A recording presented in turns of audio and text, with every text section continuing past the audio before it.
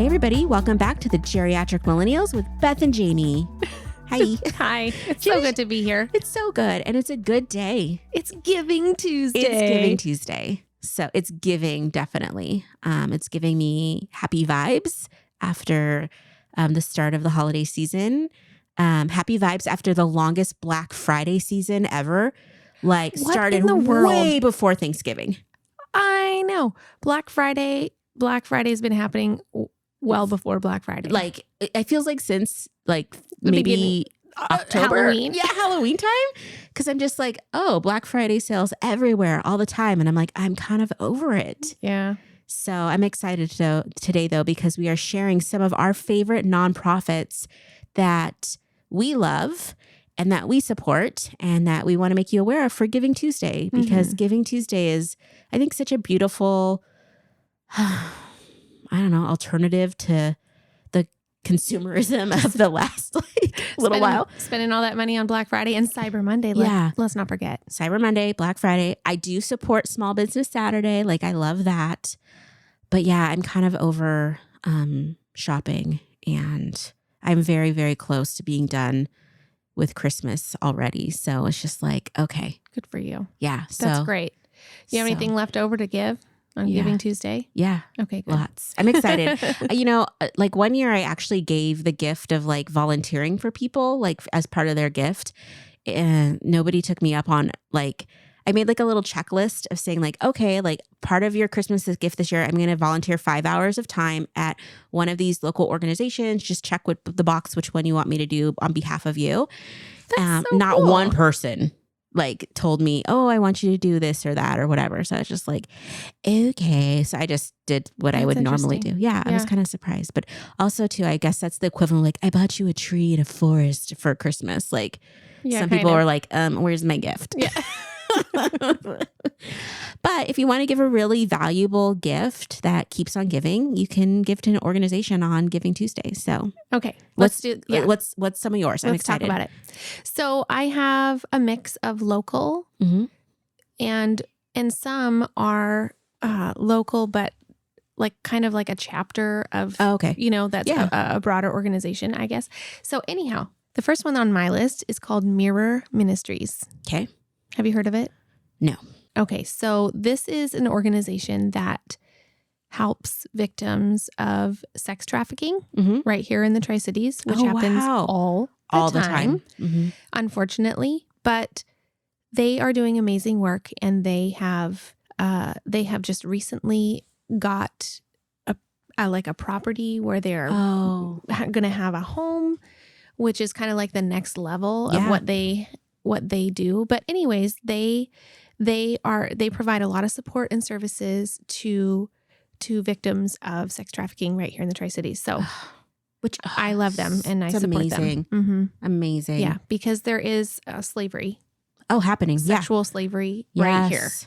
Yes. I've heard horror stories of teenage girls, and the sad thing is that like then they go back to school and they've been through something horrific, and people might not even realize that like, in your high school walking around are people that have had or that are being trafficked right now. Yeah. And they do a lot of education too. And they're just doing a really important work Very here. important work. Yeah. So that's, just jumping right in there. That was a good one. I'm like, I'm going to skip my first one because it's a little bit, not as deep. So That's move okay. to number 2. Nope. I'm going to come back to it. But okay. My first one that I'm going to list is the Tri-City Union Gospel Mission. I love the mission. I love the work they do with our underhoused and homeless population. And I used to volunteer there when I could. And I was so happy they moved into a new facility. And I don't know, I just think that what they do is so needed, and I feel like they get a lot of flack for it and a lot of pushback from people that are like, we don't want this in our community kind of attitude, which always baffles me when it's like it's needed. It is absolutely needed. And now that it's getting so cold and it's just, and you never know. Like I had a friend from work that was telling me she used to go get their food box for one of her family members that didn't have enough food to eat. And I remember packing those food boxes, that were donated groceries and whatnot, and things that would have been thrown away that were still good. that would be given to people that really needed it. And I think that it's really easy for us to sit in our beautiful homes and be warm and have everything that we could want and not realize that like it could all be gone. It's true. So quickly, you know. It's true. So the Union Gospel Mission provides shelter and meals for people who are homeless, right? Yes. And they also have like a clothing program. They have a big closet that you can go get clothing. They have a women's shelter and children's shelter too, specifically, which is huge because, you know, just, I don't know. It's just so hard. It's so hard to see and watch, but I'm so glad there's people doing the work here. Absolutely. Yeah. Okay. So my next one is Grace Kitchen. And I just absolutely love what they do. So they are empowering women to be successful, and to overcome some hard times. So they have a program where they do a lot of job training and skills training, and they have like a work day where they pay women. Like if they come and show up, they can work for that day and get paid. And they make things. They make pasta. They make different spices and seasonings that they sell and raise money to support the program. But they walk alongside these women, and they have kind of like levels. Like if a woman is ready to participate at the next level, like they just walk alongside. There's like mentorship and whatever. Yeah, exactly. And so they just have, and they're a great presence. They're right in downtown Pasco. They're really close to the Union Gospel Mission. And actually they're next to the Women and Children's Shelter. Okay, yeah. And they just have an incredible story of how they got that building, and just story after story of how God's provided and what they're up to. It's beautiful. And I love Amanda. She's started it. And so Grace Kitchen, it's awesome. Love it. Okay, keeping with the food theme, this is this organization called the Fields of Grace. Oh. So it's called Fields of Grace. And basically what they do is they partner with local farmers, and they kind of do, you know, like in the Bible where they talk about you take the stuff that's fallen off and the edges, like you keep that for people that are walking by to have it. That's basically what it is. So they go and is it gleaning? Something like that. Yeah. So they go and like they work these farmers. So for harvests that like maybe they can't sell them because it's damaged, right? So it's a loss to them. They'll go get the food, they'll pick it, and then they'll be able to deliver it to the different food banks in town. And so all of this food that would go to waste, like volunteers go and they just like harvest and rescue it and put it then to good use. Put it to good use. So people are getting fresh vegetables and fruit that need it. So beautiful organization. Yes. Yeah. Okay. So the next one on my list is the Family Learning Center. And they are right in the heart of the local refugee community here in the Tri-Cities. And we actually have a lot of refugees here.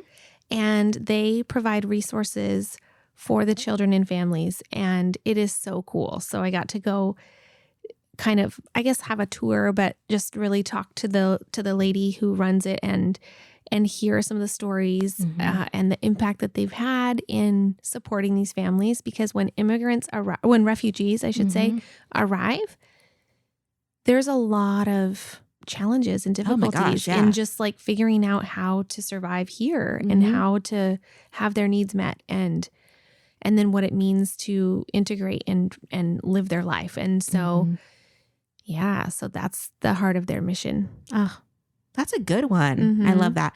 We, the last church I worked at there was a lot of refugee housing around us. And so it was really interesting to have interactions and meet some of the people that had just come from, you know, like war-torn countries. And now they're living in Tri-Cities, Washington. Right. And just the juxtaposition of that. So, okay. My next one is Tri-City Chaplaincy and Hospice House. So, my dad died years ago. And so when that all went down, I used the chaplaincy. They have some really great grief counseling programs. And so it always just meant so much. And then a few years later, my godmother got really sick and she ended up in hospice. And so they took really good care of her in her last days. And so now it's just such, the work they do is so important. And I think that in life care and grief care is so important because it just has such a lingering effect. Yeah. And they have like a really great kids program called Cork's Place. And, you know, for kids that are dealing with grief of all kinds. And I just love the work they do. And they have they have the Repeat Boutique in Richland, Washington. So you can donate your stuff to them. That's, I always take anything that I have that's a little bit nicer, donate it there. And then all the proceeds go back to Hospice House. So just really good people and just really, I don't know, important work that they do. For sure. Okay, so my next one is Communities in Schools. So this is an organization that I just learned about last year, and it's awesome. So they do all kinds of things, but one of the things they do is they're trying to have a staff person actually in the school that is there to support students and help them with whatever obstacles might be in their way for success. So, and not just the students, but their families too. So that includes like basic needs. And so they try to find community partners to supply things like for the food pantry at the school or having snacks available. Sometimes clothing, they'll help kids with their resumes. They'll help, they just help with whatever is going on in their lives and just being a support for that student. And it's just so cool and beautiful. And they're kind of like a liaison between the school and then other organizations in the community. You know what I'm saying? Yeah. And so to find resources and partnerships. That's half the issue, right? When you have a need, is figuring out how to get it met. Right. And a lot of times the resources are out there, but it's just, where do you go? That's really cool. Love it. Okay. My next one is pet overpopulation. POP in the Tri-Cities. I got my cat Fratelli from the organization, and it's all volunteers.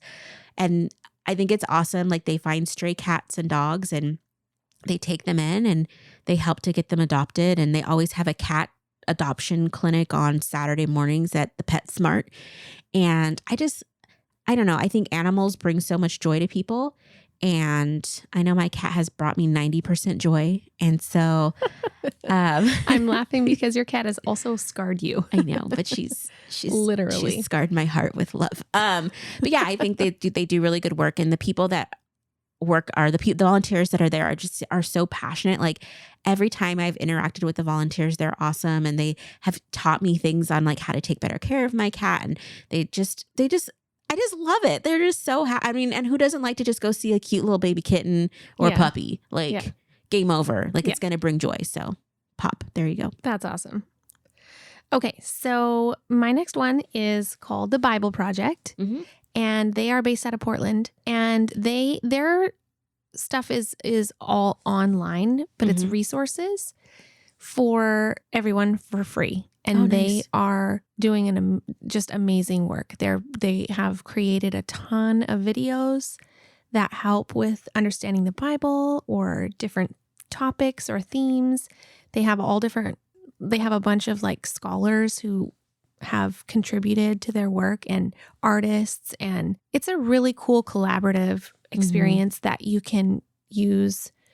I mean, they have videos, they have podcasts, they have blogs, they have a whole bunch of resources that are just awesome to, if you're interested in the Bible at all.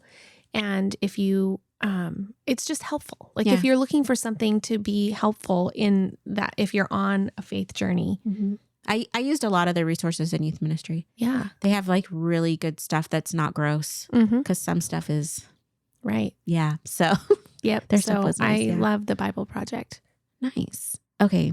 So I have one more, and it's called My Friend's Place, and it's a local teen shelter for homeless teens and teens that get kicked out of their house. And I don't know. I just like the work they do. And I have a very big heart for teenagers and especially at-risk kids, especially like in the LGBTQ plus community and whatever. And they just face a lot of challenges. And so yeah, I just think the work they're doing is really good. And I actually hope to volunteer there one day.